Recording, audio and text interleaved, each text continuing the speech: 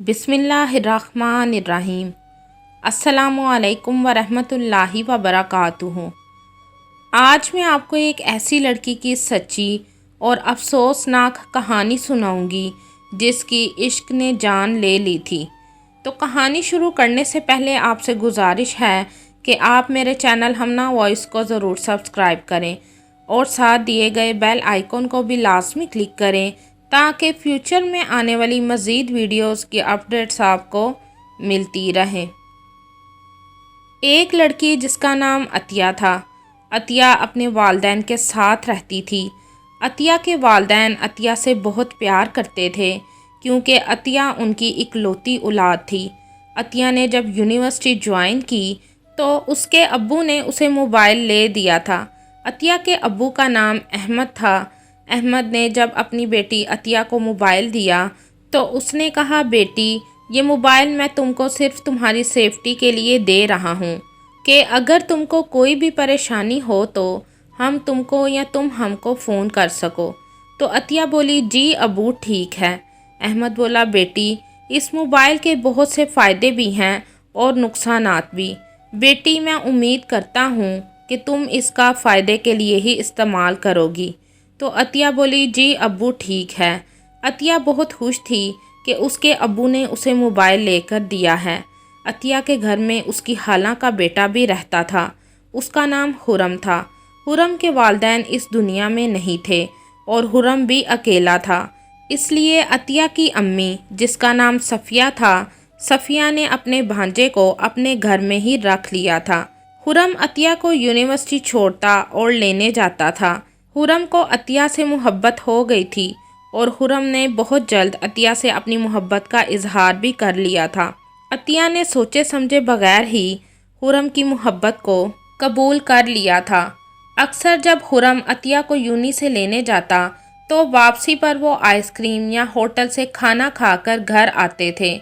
अतिया को हुरम से कोई शर्म महसूस ना होती थी। वो बड़ी आसानी से हुरम से उसका पर्स मांगती और उसमें से अपनी मर्ज़ी से जितने मर्ज़ी पैसे निकाल लेती थी। एक दिन हुरम ने अतिया को तोहफ़ा दिया तो अतिया को हुरम का तोहफ़ा बिल्कुल पसंद ना आया था। उसने हुरम को बोला, अगर तुम मुझे साथ ले जाते तो शायद ये तोहफ़ा मुझे पसंद आ जाता और मैं अपनी मर्ज़ी का तोहफ़ा ले लेती। तो हुरम बोला, अच्छा तो अब अपनी मर्ज़ी से ले लेना। वैसे भी मेरा इस दुनिया में तुम्हारे सिवा कौन है, मेरा सब कुछ तुम्हारा ही है। तो अतिया बोली, तो निकालो अपना पर्स। हुरम ने अपनी जेब में से अपना पर्स निकालकर अतिया को दे दिया था। हुरम के पर्स में 15,000 थे। अतिया ने सारे के सारे पैसे ले लिए और साथ ही बोली, हुरम मेरा दिल कर रहा है आइसक्रीम खाऊं। तो हुरम बोला, चलो फिर। तो अतिया बोली, लेकिन अब तुम्हारी जेब में कोई पैसा नहीं है। तो हुरम बोला, कोई बात नहीं, मैं एटीएम से पैसे निकलवा लूँगा। हुरम अतिया की खातिर कुछ भी कर सकता था। वो अतिया से अंधों की तरह मोहब्बत करता था। अतिया के अब्बू ने जब से उसे मोबाइल लेकर दिया था वो तब से फ़ोन पर ही बिज़ी रहती थी। कई बार अहमद ने सफ़िया को कहा, सफ़िया जवान बेटी है, उसका भी ध्यान रख लिया करो। मैं जब भी उसे देखता हूँ वो फ़ोन पर ही लगी रहती है। तो सफ़िया बोली, अरे आपको तो पता है ना, आजकल ऑनलाइन पढ़ाई हो रही है, बस वो अपनी दोस्तों से नोट्स लेती है। तो अहमद बोला, ये कैसी पढ़ाई है जो फ़ोन पर हो रही है। सफ़िया मेरी बात सुन लो। सफ़िया जो कि फ़ोन पर अपनी अम्मी से बात कर रही थी बोली, अहमद आप मुझे अम्मी से बात करने देंगे या नहीं। तो अहमद बोला, अरे तुम रोज़ अपनी अम्मी और बहनों को फ़ोन करती हो, अगर 1 मिनट फ़ोन बंद करके बेटी पर ध्यान दोगी तो तुम्हारा कुछ बिगड़ नहीं जाएगा। तो सफ़िया बोली, अहमद क्या हो गया है आपको, आप मुझे जो इतनी नसीहत कर रहे हैं तो आप खुद क्यों नहीं बेटी से पूछ लेते कि वो किससे बात कर रही है। तो अहमद बोला, अरे जवान बेटी को बाप डांटता क्या अच्छा लगता है। और सफ़िया मैं तुमको बार बार कह रहा हूँ कुछ तवज्जो बेटी पर भी दे दो, ये ना हो कल को तुम्हें पछताना पड़े। ये कहकर अहमद बेड पर बैठ गया और सफ़िया अपना फ़ोन पकड़कर बाहर सेहन में चली गई। सफ़िया जब सेहन में गई तो अतिया सेहन से अंदर कमरे में आ रही थी। तो सफ़िया बोली, तुम सेहन में क्या कर रही हो। तो अतिया बोली, अम्मी وہ اپنی دوست سے نوٹس لے رہی تھی تو صفیہ بولی، عطیہ تم اور یہ تمہارے نوٹس میرا طلاق کروا کر ہی رہیں گے۔ تمہیں جب بھی دیکھو فون پر لگی رہتی ہو، تو تم پڑھائی کس وقت کرتی ہو؟ بولو۔ تو عطیہ منہ بناتے ہوئے بولی، امی آپ کیا مجھ پر شک کر رہی ہیں؟ تو صفیہ بولی، اچھا چلو اندر جاؤ۔ اگلے دن جب عطیہ اپنے کمرے میں پڑھ رہی تھی تو خرم اس کے کمرے میں چلا گیا اور بولا، عطیہ تم کل سے میرا فون اٹینڈ نہیں کر رہی ہو، تمہارا فون بند کیوں جا رہا ہے؟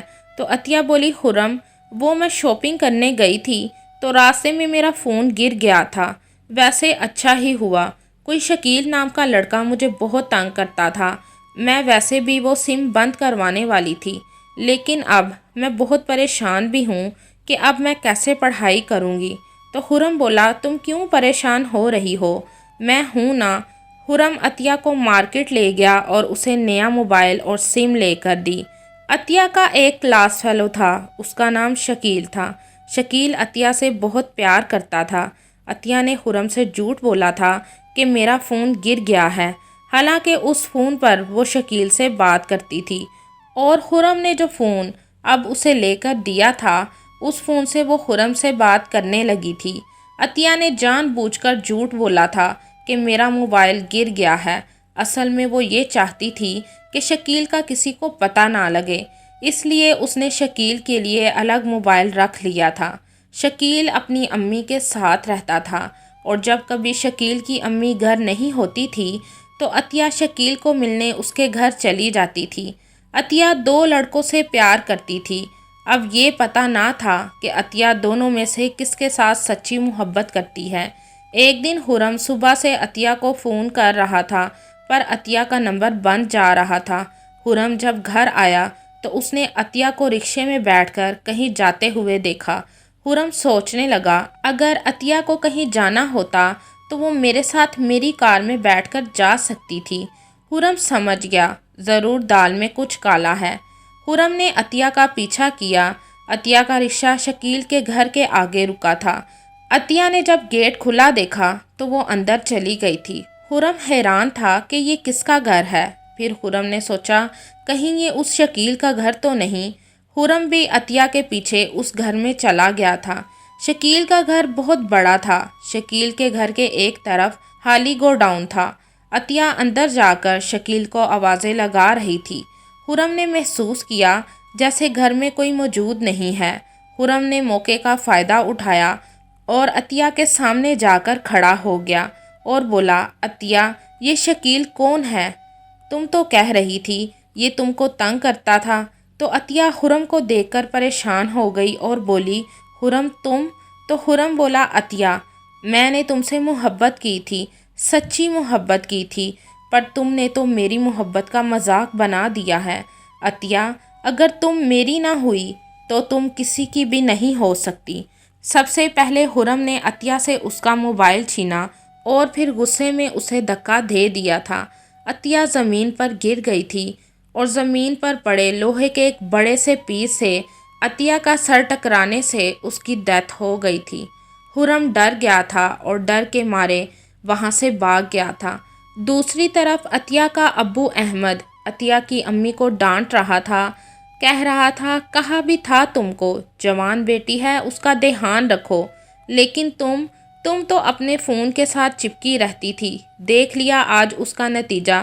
2 بجے سے تمہاری بیٹی گھر سے گئی ہے اور رات کے 9 بج گئے ہیں، 7 گھنٹے ہو گئے بیٹی کو گھر سے گئے ہوئے، ابھی تک گھر نہیں آئی۔ سب جگہ پتہ کر لیا ہے، رشتہ داروں، دوستوں کے گھر، ہمسایوں کے گھر، پر تمہاری لاڈلی کہیں نہیں ملی۔